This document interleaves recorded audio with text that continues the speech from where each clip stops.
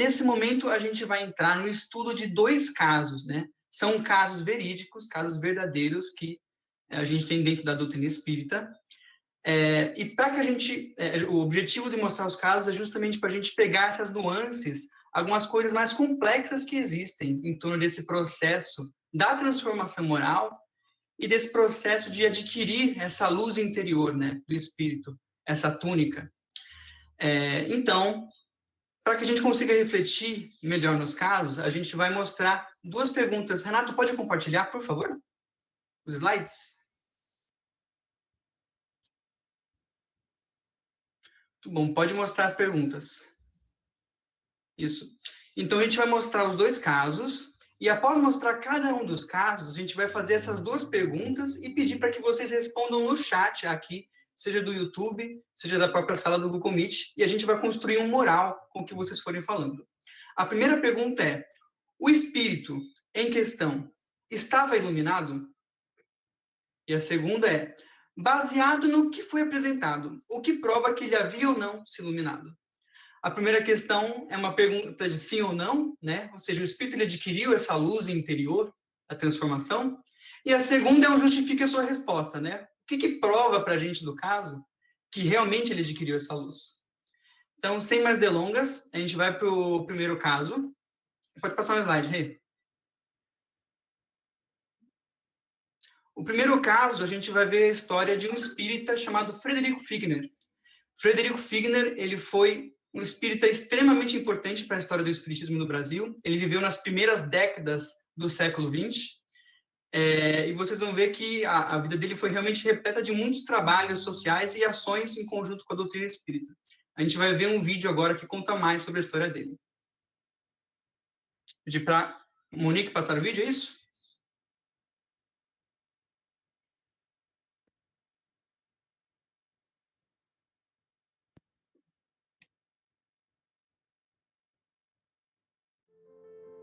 O Sr. Frederico Figner nasceu em dezembro de 1866 em Milevsko, na atual República Tcheca.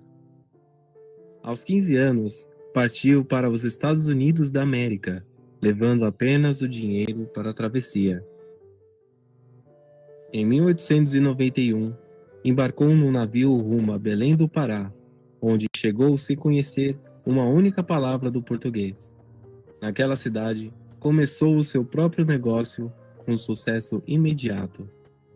E de Belém, Frederico Figner se dirigiu para outras praças até chegar ao Rio de Janeiro, já falando e entendendo um pouco do novo idioma e com razoável quantia em dinheiro. Na Cidade Maravilhosa, abriu sua primeira loja, onde importava e comercializava fonógrafos, produto este inventado por Thomas Edison. O jovem Figner era um homem à frente do seu tempo, e para espelhar o sucesso dos negócios, decidiu erguer uma residência que espelhasse o seu perfil empreendedor. A hoje conhecida Mansão Figner, no Flamengo, abriga um centro cultural e um restaurante muito popular da cidade. Figner utilizou-a como um hospital em 1918, durante uma pandemia conhecida como gripe espanhola. Apesar dele próprio ter adoecido, atuou como prestativo auxiliar de enfermagem, transformando seu palacete em uma improvisada enfermaria que chegou a abrigar vários pacientes em seu interior. Após esse difícil período, Figner e sua esposa passaram ao trabalho de visitas aos lares necessitados. Ele não parava mais. Seu trabalho material ficava mais com os filhos. Seus proventos eram suficientes e sabia dividir com quem nada tinha. O que se via é ele sempre se movimentando, ele estava, assim, às vezes correndo, inclusive, andando rápido, com pressa. E há registro de que ele fazia isso porque ele queria atender as pessoas. Ele queria ajudar as pessoas, aproveitar bem o tempo, não é? Para poder ajudar as pessoas que eram necessitadas. E ele fazia muito isso. O dinheiro entrava e ele realmente ele ajudava. Em todas as oportunidades que ele tinha, ele ajudava as pessoas. Seu trabalho no espiritismo também foi exemplar.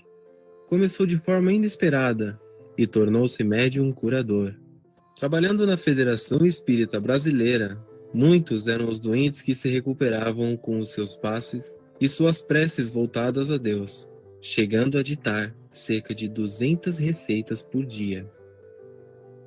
No dia 19 de janeiro de 1947, às 20 horas, Figner deixa seu corpo físico para entregar-se em espírito à pátria de origem, deixando muitos corações agradecidos e saudosos de sua energia e exemplos no campo da caridade e de seu desprendimento dos bens terrenos. Ao se abrir seu testamento, verificou-se que o Sr. Figner havia destinado parte substancial de seus bens às obras sociais de Chico Xavier.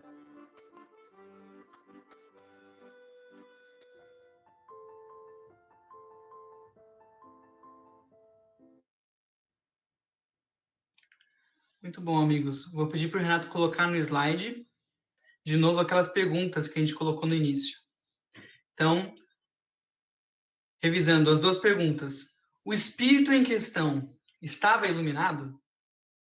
E a segunda, justifique sua resposta. Baseado no que foi apresentado, o que prova que ele havia ou não se iluminado? Renato, pode ir para aquele segundo slide, que a gente vai preenchendo aí com algumas palavras.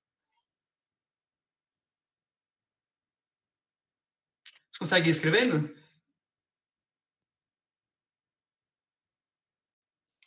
Bom, o pessoal aqui no chat, todo mundo respondendo que sim, e com certeza é um espírito iluminado. Renan, no YouTube também, ó. A Ayla disse que sim, a Mariana disse que sim, Elizabeth, Silvia, todo mundo falando que sim.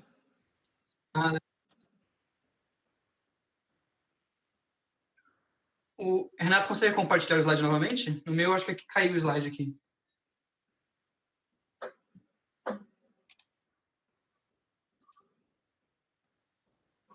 Sim, sim, desprendimento. Então, o pessoal falando, eu vou lendo alguns dos comentários. A prática ímpar da caridade, falando que ele era muito desapegado da matéria, desprendimento, a caridade novamente, praticou a caridade, né? O amor e a ajuda ao próximo. Muito legal os comentários aqui. Caridade em pessoa, né? Ele dedicou seu tempo e recurso para o próximo. Bom, a gente viu que realmente ele foi um espírito que trabalhou muito, né? Em prol do próximo. E é muito interessante a gente ver que realmente o esforço dele nesse sentido ele é muito grande. Tudo que está ali no vídeo realmente foi a vida dele. Tem um documentário muito bacana no YouTube também, caso vocês queiram ver depois mais sobre a vida de Frederico Figner. Muito legal, gente. Acho que ali, Renato, pode colocar pelo veredito do pessoal. Depois, não precisa botar no slide agora, mas pode colocar um sim ali, do lado do caso 1. Assumimos que ele realmente conseguiu angariar essa iluminação espiritual. Vou pedir agora, então, gente, para a Monique poder colocar o vídeo que vai introduzir o nosso segundo caso. Esse segundo caso que a gente vai mostrar é um caso de um espírito chamado Irmão Carlos. E só para a gente contextualizar um pouco a história, o vídeo que a gente vai ver, ele mostra o momento em que Irmão Carlos ele chega no mundo espiritual. Após o desencarne dele, ele chega numa coluna espiritual e a gente vai ver qual que é o desenrolar dessa história dele, né? Como é que ele estava se sentindo nesse momento. Pode colocar. Um facho de luz sublime varreu o céu não longe, indicando uma ponte cuja extensão não pude no momento precisar.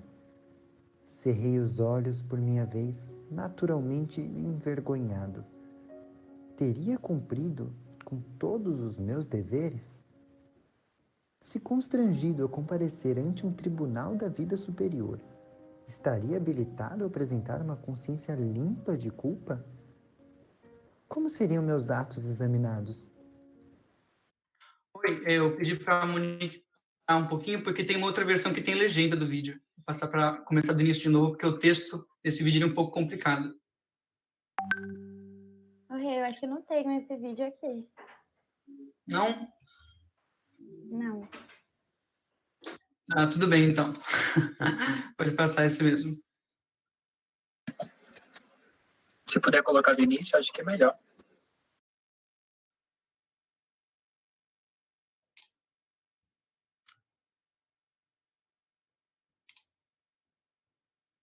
Um facho de luz sublime varreu o céu não longe, indicando uma ponte cuja extensão não pude no momento precisar. Cerrei os olhos por minha vez, naturalmente envergonhado. Teria cumprido com todos os meus deveres? Se constrangido a comparecer ante um tribunal da vida superior, estaria habilitado a apresentar uma consciência limpa de culpa? Como seriam meus atos examinados? Bastaria boa intenção para justificar as próprias faltas? O sinal luminoso cortou vagarosamente o céu de novo. Minha alegria, ante a aproximação do plano mais elevado, era inexcedível, mas a noção de responsabilidade quanto às dádivas recebidas no mundo que eu deixara pesava agora muito mais intensamente sobre mim. Mereceria o ingresso naquele domicílio celestial? Reparei então, com mágoa, a diferença que existia entre mim e os abençoados companheiros que me haviam trazido. Todos os meus amigos eram invisíveis perante os irmãos ignorantes e perturbados, não obstante as irradiações brilhantes que lhes marcavam a individualidade. No meu caso, porém, esses espíritos inferiores notavam minha presença. Certa entidade reconheceu-me e gritou. Aquele ali não é o Carlos? E mirando-me de alto a baixo acentuou. Que é da luz dele? Sentindo a opacidade de minha organização espiritual e envergonhado com o incidente, recolhi-me ao silêncio e à inação. Não se atormente, meu caro, disse Guilom. Medite, ore, e no momento oportuno receberá os necessários esclarecimentos. Esteja certo de que a sua luz virá. Certo companheiro de aprendizado convidou-me a experimentar praticamente as lições da escola iluminativa em que nos reajustávamos. Procuraríamos alguns dos casos de doutrinação e socorro, junto aos quantos funcionáramos e aplicaríamos então os princípios recebidos. Enquanto encarnado, lutara durante muito tempo com o perigoso obsessor de um alcoólatra inveterado. Não conseguira demovê-lo ou renová-lo. Gostaria de observar o caso in loco e, com as preocupações a que me compelisse, extrairia certa amostra do serviço maior que me aguardava. Foi assim o meu primeiro diálogo após a morte com o espírito desviado do bem. Só recapitulando um pedaço da história, ainda não acabou, tem mais uma parte, mas só recapitulando o que a gente viu até agora. Então, esse espírito, irmão Carlos, ele chega no plano espiritual e ele se vê numa situação difícil que não se sente iluminado, né? Ele vê que todos os outros companheiros dele ali possuem esse brilho, essa luz interior, mas ele não sente que ele tem isso, né? Ele não tem isso de fato, né? Tanto que os espíritos inferiores a ele veem ele, mas não veem os amigos dele, né? Os amigos dele já estão numa outra faixa de matéria, mas ele pode ser visto ainda, porque ele não adquiriu essa luz nesse momento. E agora a gente vai ver, então, a continuação da história, que é a conversa que ele tem, então, com um espírito obsessor que ele tentava, enquanto ele estava na Terra, né, ele fazia um trabalho de desobsessão com esse espírito. Ele reencontra esse mesmo espírito no plano espiritual. Renan, só uma coisa. Isso aí é um caso realmente de um livro, mas a gente pede que quem sabe de onde é, não dá spoiler para quem não sabe, porque vai ter aquele momento muito legal, tá bom? Segura aí um pouquinho. Meu irmão, não se resolve a libertar nosso amigo doente, já de si mesmo tão miserável? Você, nem mesmo depois de morto, desiste de me apoquentar? Sim, não desisto porque quero ser seu amigo e desejo trazer-lhe o espírito para a luz. Mas não lhe vejo luz alguma. Como quer você me dar o que não tem? A alegação chocou-me e, por pouco, não fugiu o entendimento. Contudo, a mão vigorosa de Ornelas me amparava e respondi. Trabalharei sinceramente no bem, até que a vontade do Senhor me ilumine a alma. O perverso interlocutor riu-se, desrespeitoso, e prosseguiu. Porque insiste, não adiantará nada. Fora da caridade não há salvação, eu retruquei confiante. Não julga ser o nosso dever auxiliar o companheiro de mente enfermiça, ainda ligado ao corpo terrestre? Não lhe conhece a família respeitável e sofredora? Ora, você se refere à caridade com tanta segurança? Como não? Que será de nós sem a prática do bem? Ao que me consta, você na Terra dava grande preferência ao dinheiro, estimava profundamente a própria fortuna. Recebi as vantagens materiais hauridas no esforço digno.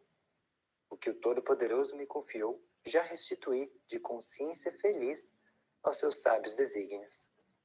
O verdugo fez um esgar de ódio e voltou a comentar. Não lhe reconheço autoridade para conselhos. Você foi sempre um homem áspero, indisciplinado, voluntarioso. Muita vez, acabava de apontar-nos o bom caminho para seguir estrada contrária. Agora quer ser apóstolo? Frequentemente, após deixar os aparelhos mediúnicos através dos quais trocávamos ideias, ele seguia os passos, discreto, e notava que você não agia de conformidade com os próprios ensinos. Semelhantes frases, ditas a queima-roupa, desconcertavam-me. Ruborizei-me envergonhado. Todavia, Ornelas garantiu-me a firmeza de ânimo. Sim, concordei. Reconheço as minhas fraquezas. Entretanto, sincero é meu desejo de renovação e melhoria. Creia que não repousarei enquanto não afinar minhas atividades com os ideais redentores que abracei. O interlocutor não se alegrou com a minha argumentação. A lealdade de minhas declarações esfriava-lhe a cólera. Escutou, amuado, e assim que o intervalo surgiu espontâneo, considerou-me. Seu caso, então, será o do médico que deverá restaurar primeiramente a si mesmo. Não nego semelhante necessidade. Acrescentei sincero.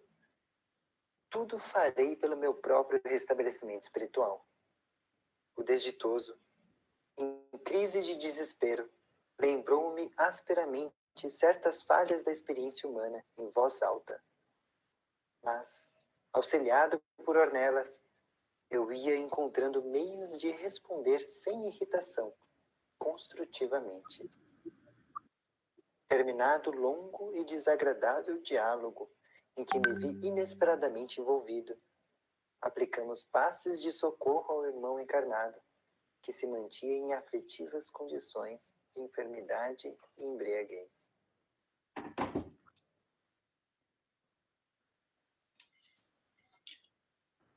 Muito bem, pessoal.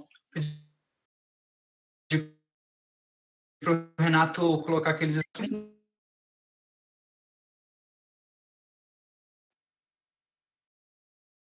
no primeiro dia. Renan, o seu áudio travou. Opa, quer que eu repita?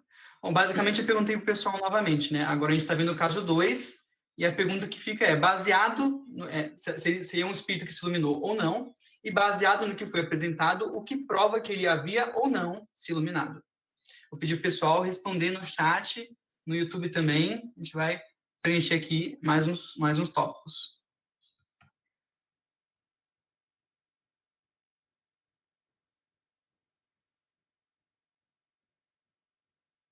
Não, mas já estava no esforço da iluminação. Não. Podem comentando, gente. A gente precisa de justifique sua resposta. Essa é a parte mais importante.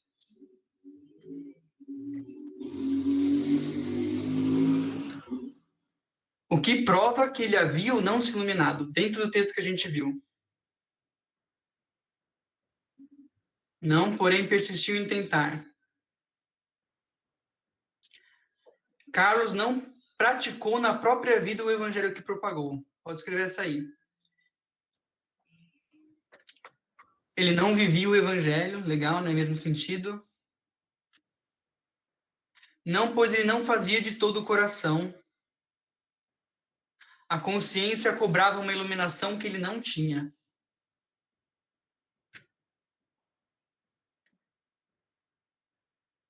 Ô, Renan, aqui, ó, no YouTube, Elizabeth Mello, mas estava buscando sua melhoria. Então ele não era, mas estava lá lutando. Tanto que a gente vê que ele faz esforço ali, né? Mesmo no plano espiritual, ele já está ali tentando trabalhar por essa luz. Bom, legal, gente.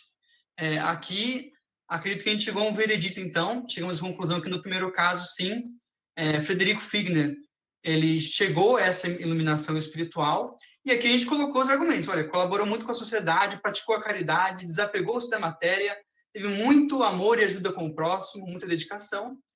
E já no segundo caso, a gente viu que esse irmão Carlos, ele já não teve as mesmas atitudes, né? Ele não obteve essa iluminação, que apesar de ele estar no esforço, ele ainda não tinha, né? Não tinha feito a transformação moral em si mesmo. Ele faltou reconhecer algumas falhas, ele não praticava na própria vida o que ele mesmo propagava. Não fazia de todo o coração. Eu vou pedir para o Renato compartilhar a tela com todo mundo aqui, no Meet, se ele conseguir. Não sei, porque eu sei que tem algumas pessoas do chat que talvez já tenham comentado alguma coisa. Mas a gente queria fazer aqui uma revelação bombástica, daquelas dignas de plantão, de emergência no jornal, assim. Digna daquela musiquinha tensa, todo mundo esperando saber o que é. E se a gente dissesse que Frederico Figner e irmão Carlos são a mesma pessoa, são o mesmo espírito? E que, na verdade, irmão Carlos é justamente Frederico Figner logo depois que ele desencarna. Ou seja, Frederico Figner estava lá, ele foi, trabalhou pela doutrina espírita e fez realmente tudo o que ele fez na vida dele. A história que o vídeo conta é 100% real. Mas chegando lá em 1947, no plano espiritual, como irmão Carlos, ele vê que ele não tinha aquela luz. E agora? Como explicar isso, né? Que dificuldade. A gente vai jogar um link para os nossos companheiros do YouTube, e acho que do Meet aqui também, para vocês depois entrarem lá e responderem exatamente essa pergunta, né? Frederico Figner encarnou, trabalhou como espírita, fez realmente tudo aquilo que fez na história, e em seguida foi para o plano espiritual, e chegando lá ele não tinha luz. Como explicar isso? Então, lá no YouTube vocês vão encontrar um link com essa pergunta, eu peço que vocês acessem e vão respondendo lá. Depois, num outro momento, a gente vai resgatar as respostas de vocês, nesse sentido. Agora, vejamos como é interessante esse caso para nós, porque é uma quebra de expectativa muito grande para a gente, quando a gente olha para a vida de Frederico Figner e depois vê os relatos ali dele no plano espiritual, né, da angústia que ele estava sentindo ali, que estava passando. E é muito difícil até para a gente tentar admitir isso, porque a gente tem que imaginar que se Frederico Figner fez tudo o que fez e não chegou no plano espiritual com luz, o que será de nós, né? Que não fazemos muitas parcelas disso tudo. E é um caso muito chocante. Mas para que a gente consiga entender esse ponto de dificuldade, a gente vai trabalhar a história de trás para frente para conseguir entender esses pontos. Vou pedir para o Renato compartilhar novamente os slides. Renan, qual é o nome verdadeiro no livro? Qual o livro? Isso. A gente brincou aqui, né? Esse caso de Frederico Figner, ele está presente no livro Voltei. Eu acho que o Caio vai pegar ali na estante. Peguei aqui, ó. Está presente no livro... Isso, pode falar, Caio. É esse livro aqui, ó. Voltei. Psicografia de Francisco Cândido Xavier. Na verdade, a gente adaptou o nome do personagem para não ficar tão na cara para quem já conhecia a história. Na verdade, o pseudônimo que Frederico Figner usa no livro é Irmão Jacó. Mas toda essa história e toda essa narrativa que Frederico Figner faz, daqui a pouco o Valtino vai falar um pouco mais sobre isso, né? Sobre por que ele veio deixar essa mensagem, tudo isso está presente nesse livro. Agora, vamos voltar um pouquinho rapidamente na história. Pedir para o Renato passar um slide.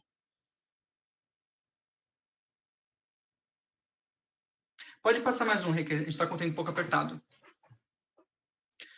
Vamos voltar nesse ponto aqui.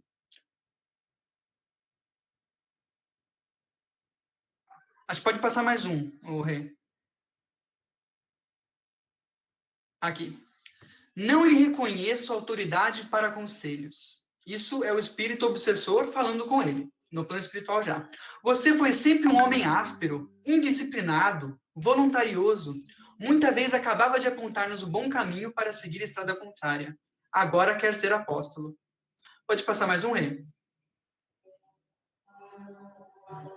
Frequentemente, após deixar os aparelhos mediúnicos, através dos quais trocávamos ideias, eu lhe seguia os passos, discreto, e notava que você não agia de conformidade com os próprios ensinos.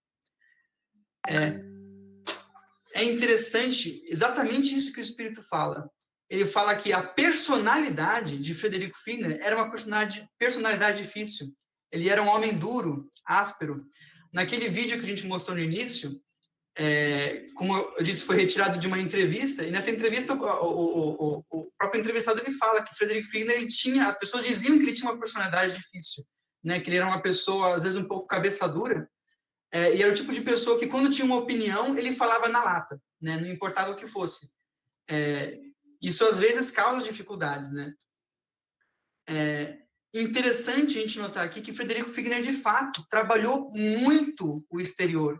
Ele fez inúmeros trabalhos de caridade, o próprio vídeo falava, não, ele não parava, ele estava o tempo todo tentando fazer algo para ajudar alguém. Mas faltou uma parte essencial do trabalho, que era justamente essa luz íntima. E essa luz íntima é o ponto-chave dessa reunião, que é a própria transformação moral dele, né? Faltou ele fazer o trabalho na própria personalidade e modificar os traços que ele tinha ali, e que eram as maiores dificuldades que ele tinha. Eu vou passar agora a palavra para o Valteno, que vai dar continuidade nessa explicação do Frederico Figner, e vai trazer qual que é a perspectiva espiritual que o próprio Frederico Figner teve quando ele trouxe essa obra, né? Qual que é o objetivo dos espíritos e dele de trazer essa obra para nós espíritas todos. Renan, só ler um comentário aqui de uma companheira no YouTube, ela disse o seguinte, o nome dela é Michele Corações. Calou fundo, evangelizadores que somos, pregamos o evangelho, mas será que estamos vivendo o evangelho? Muito interessante. Aí, só para quem ainda talvez não tenha se perdido, porque é muito bom estudar isso com mais tempo, né? Mas é sobre esse livro que o Renan falou, Voltei, e conta a história do Frederico Figner, que ele utiliza o nome de irmão Jacó quando desencarna. Então, o irmão Carlos não existe. É só, a gente utilizou aqui para fins didáticos. Então, o irmão Carlos, como o Renan comentou, na verdade, tem como nome irmão Jacó, tá bom? Então, agora a gente vai ver essa continuação, como essas reflexões se aplicam na vida do evangelizador. Então, é uma parte super importante prestar atenção. Valteno. Bom, amigos, boa noite. Realmente, esse caso é um achado na doutrina.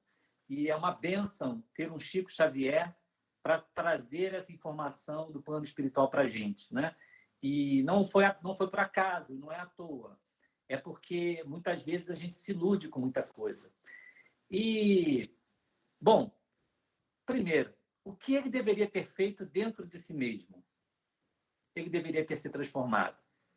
E a transformação, ela vai acontecer com o auxílio do autoconhecimento.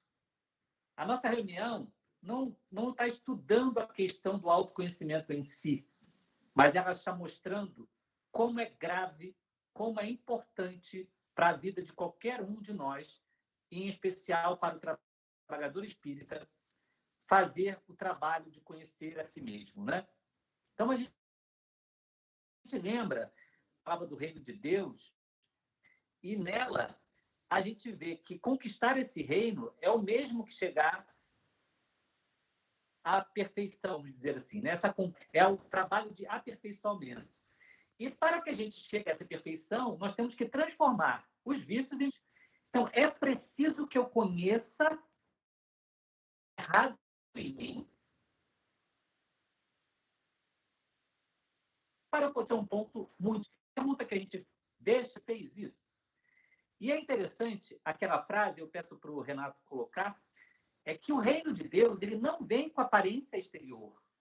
Não é o fato de eu dar dinheiro para as pessoas, de eu ajudar um doente, de ter a beneficência e outras coisas, que resolve os meus problemas espirituais, íntimos. Ok. Não é que isso seja ruim. Bom, mas não é tudo. Sim. Só para avisar que tá travando um pouco, tá bom? Oi, Cauê. Travando um pouco. Travou? Tá travando um Mas pouquinho. estão me ouvindo? Sim, mas trava de vez em Ok, quando. vou tentar tirar aqui uma tela. Ó, e para a gente ter recebido isso, né, a gente aqui deixa uma homenagem ao querido Frederico Figner.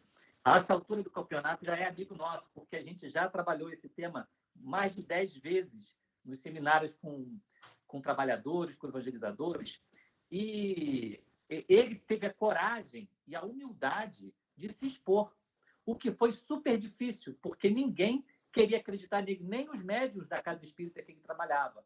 Ele precisou do Chico Xavier para poder escrever o livro, né? Agora, ele deixa um alerta muito amoroso, logo na introdução do livro. Eu vou pedir para o Renato colocar, e ele diz assim: enquanto estamos no corpo, não formulamos a ideia exata da morte. Ela nos ajuda a pensar seriamente no assunto. O nosso futuro, depois da morte, não pode ser calculado com exatidão. Aguardamos encontrar no mundo espiritual cenas maravilhosas ou terríveis.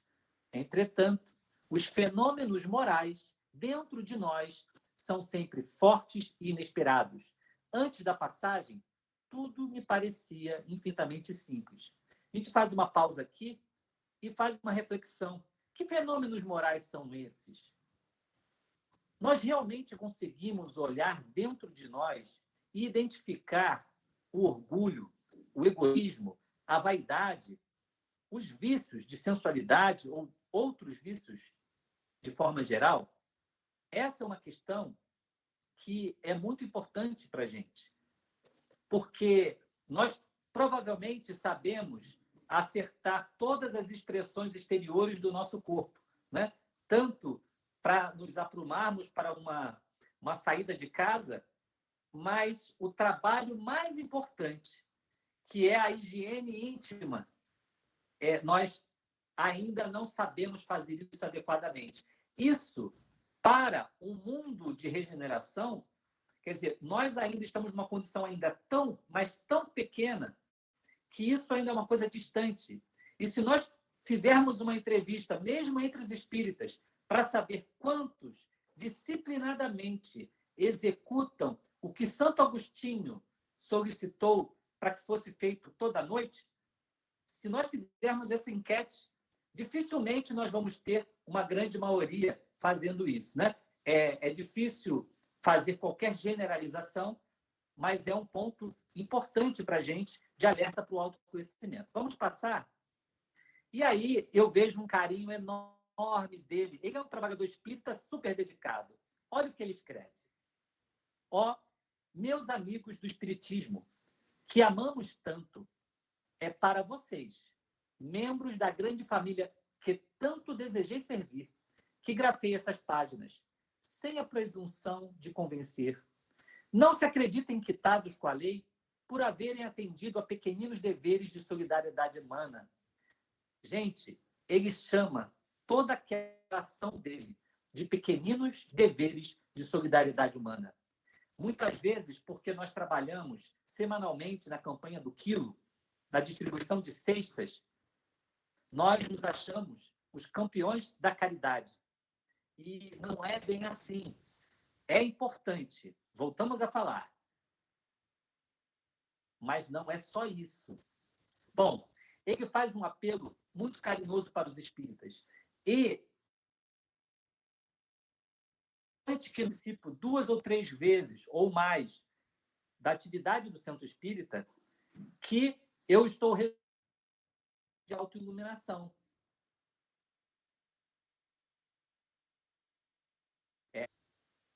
É uma mensagem muito antiga, porque Jesus, através de tudo isso, olha que interessante, que bacana a mensagem de Paulo sobre a caridade. Ainda quando eu falasse todas as línguas dos homens, e a língua serei como bronze que soa, e um símbolo que retine. Pode continuar. Ainda, quando tivesse o dom de profecia, que penetrasse todos os mistérios e tivesse perfeita ciência de todas as coisas. Mais um.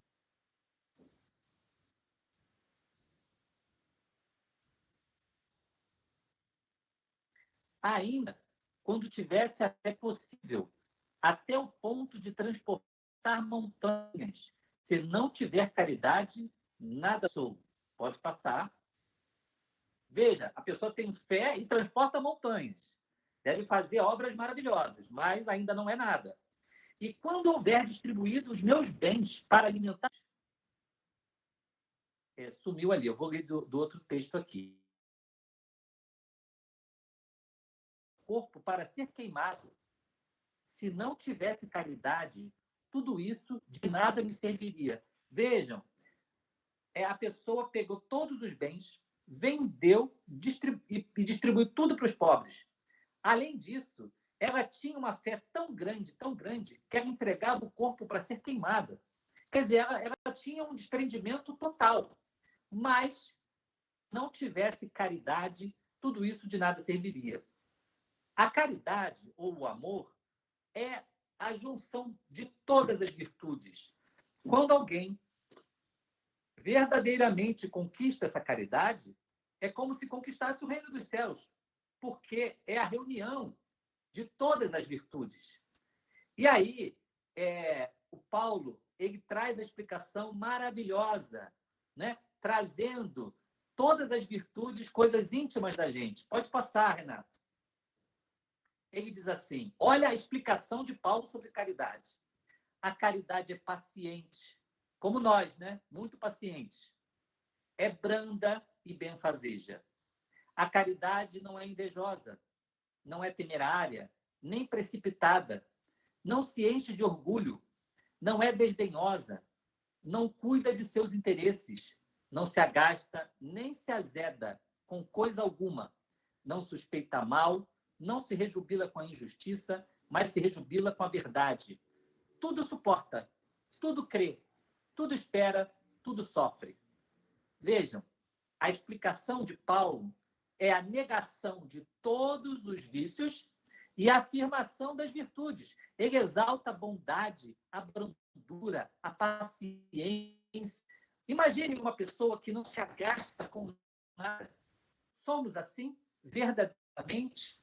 Ou a irritação surge em nós, como lá o irmão Jacó, ou Friedrich Figner, não é? Voluntarioso, áspero, rígido?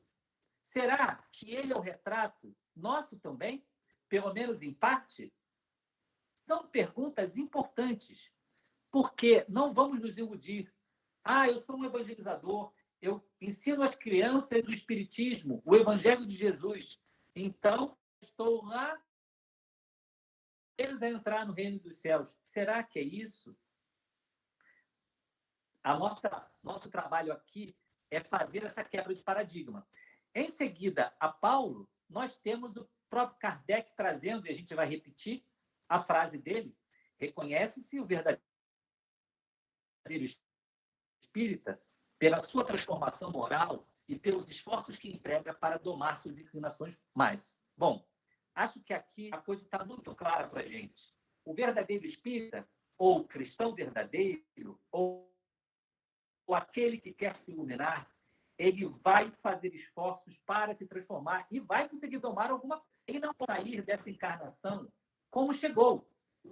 A gente não pode dizer, eu assim, ela me conheceu assim, eu sou assim, vou morrer assim. Isso não é espírita.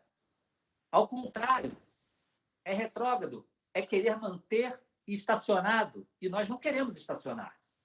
Muito bem. Agora, fica o grande desafio, e é o grande ponto de discussão, gente, é o seguinte. Ali, a gente vê alguém que está fazendo um trabalho exterior magnífico, maravilhoso. Então, quer dizer que não adianta nada fazer o trabalho exterior, basta fazer o interior? Eu deixo essa pergunta um pouco em aberto para quem quiser comentar. Basta que a gente faça o trabalho interior. Não valeu, então, o trabalho exterior que ele fez? Agora é a hora que vocês falam.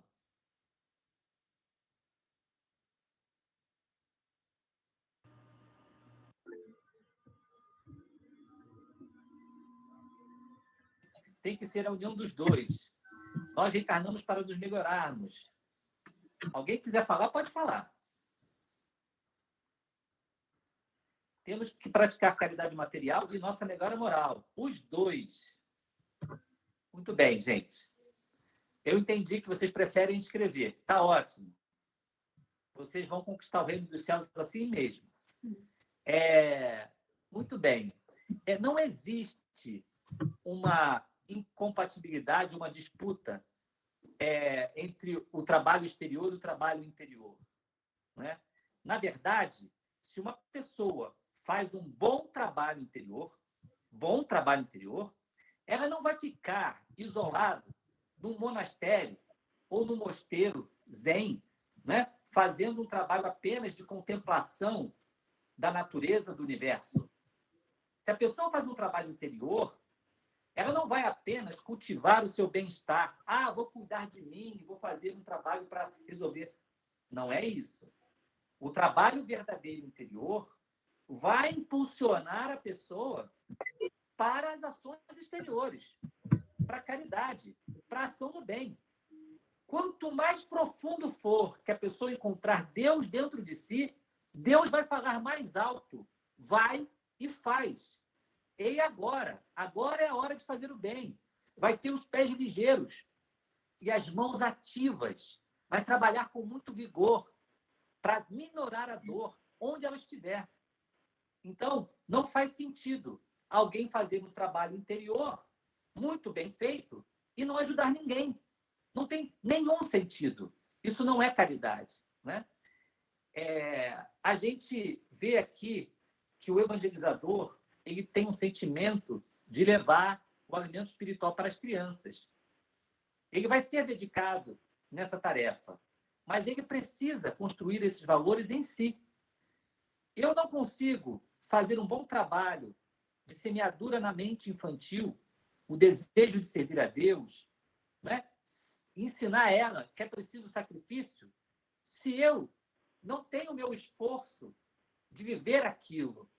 Nós só conseguimos passar a vibração daquilo que está impregnado no nosso modo de ser. E isso irá contagiar a criança. Mas é preciso que a gente faça mudança. Muito bem. Agora, o que a gente pode tirar de proveito nessa história? Não é? Se ele pudesse voltar o tempo, o que ele teria feito? E o que nós podemos fazer a partir de agora? O que vocês acham? Se ele pudesse voltar, ou nós que estamos aqui, o que deveríamos fazer? Deveríamos buscar ter se vigiado mais. Muito bom. E a vigilância, ela está conectada com o autoconhecimento, né? Ela está conectada. Vigiai e orai. Você observa o contexto à sua volta, o que faz eco em você das atrações do mundo, o que gera aquela tentação, né? Para mim, que é diferente da tentação para o Renan, ou para a Caterine, ou para qualquer outro, mas aquilo mexe com as fibras dos vícios impregnados em mim, e eu tenho que observar isso. Essa observação vai me remeter a um autoconhecimento. Eu preciso fazer, né? E aí colocaram consultar a consciência. Agora, nós vamos trazer uma situação muito importante. Evangelizadores que somos, nós temos uma missão de levar a luz. O que acontece com toda pessoa que traz a luz para a Terra? Qualquer um que queira, mesmo a gente, acendendo uma velinha pequenininha, mesmo a gente, o que acontece com qualquer um que tenta acender uma luz? Alguém vai querer opor a isso aí, né? Estamos bem visualizados no momento. Muito bom. Muito obrigado, Alessandra. A gente passa a ficar até em evidência, né? Porque está tudo escuro. A velhinha numa escuridão, Sim. ela aparece. Ela aparece. Então, você pega uma criança, uma não, 5, 10, são ex-drogados, ex-prostitutas, ex-criminosos, porque somos todos nós, é a nossa história. E aí, aqueles seres que têm dívidas e que têm companheiros espirituais que vão usar os fluidos, a vida dessas crianças, desses jovens, porque já absorvem dos jovens logo cedo. E aí você acende uma luz e ajuda a criança e o jovem a sair das trevas para a luz, as sombras vão atacar. E elas vão atacar esses trabalhadores. Fizeram isso com Sócrates. Sócrates morreu. Ele ajudava os jovens. Jesus foi crucificado. Foi uma armação das sombras. É claro que ele deixou, mas houve uma ação das trevas. E aí a gente traz um último slide que nos traz uma preocupação. Os companheiros já trouxeram Vigiai e Orai, mas nós vamos ler essa passagem de Paulo e vamos dar sequência com a Letícia. Revesti-vos de toda a armadura de Deus, para que possais estar firmes contra as astutas ciladas do diabo. Porque não temos que lutar contra a carne e o sangue, mas sim contra os principados, contra as potestades, contra os príncipes das trevas deste século, contra as hostes espirituais da maldade nos lugares celestiais. E nós vamos perceber que mesmo nos centros espíritas, nas igrejas ou nos lugares celestiais, santos, nós temos a ação. É muito místico e ingênuo a gente achar que o centro espírita tem uma redoma protegendo ele e que os espíritos inferiores não entram. Eles entram porque nós permitimos com os nossos vícios. Então, nesse momento, nós vamos abrir um pouco essa reflexão com a Letícia sobre a ação desses espíritos, não é? Muito obrigado. Voltendo, teve aquele limite também que as pessoas responderam, que eu acho que vem aí fechar essa parte do seu momento. Quer mostrar lá, Renato, como é que ficou?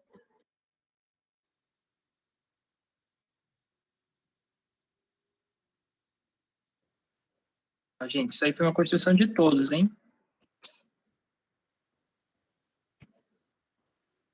Lê aí, Cauê. Tá.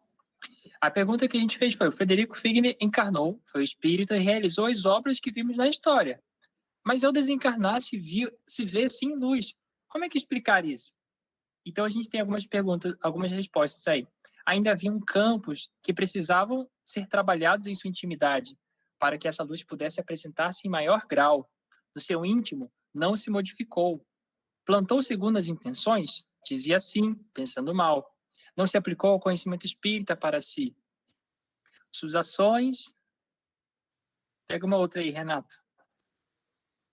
Suas ações, pensamentos e atitudes eram ainda sem consciência. Estava como aluno que imita o professor, mas não domina a matéria.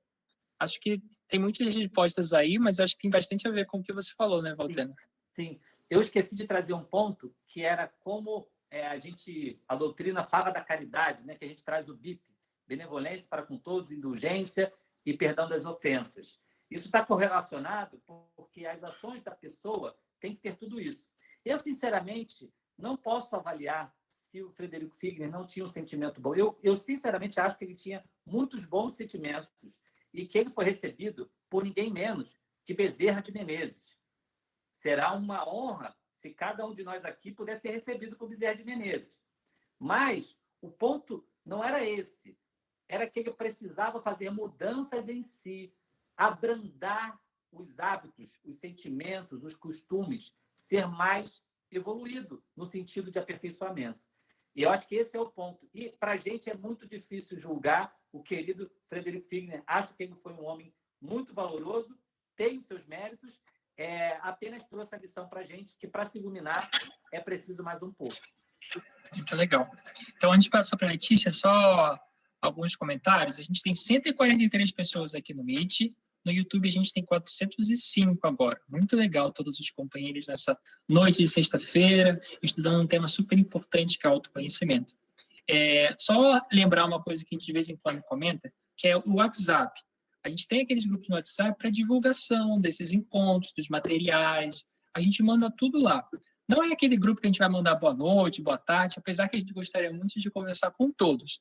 Mas então a gente pede que vocês permaneçam nesses grupos, que é por lá que a gente vai conseguir mandar os próximos encontros, poder conversar um pouco mais, tá bom? Letícia, a palavra é sua agora. Obrigada, Cauê. Bom, gente, pegando aí um pouquinho desse final que o Walter estava comentando, a gente vai explorar agora um outro lado da importância que o autoconhecimento tem nas nossas vidas, né? E aí eu deixo essa pergunta no ar, né? Acho que a gente já pensou bastante sobre isso. Mas vocês acham que nós nos conhecemos bem depois de tudo isso que nós vimos? Mais ou menos, né? Mais não do que sim. A gente ainda tem um longo caminho aí pela frente até encontrar os nossos defeitos mais íntimos. Mas tem gente que nos conhece melhor do que nós mesmos?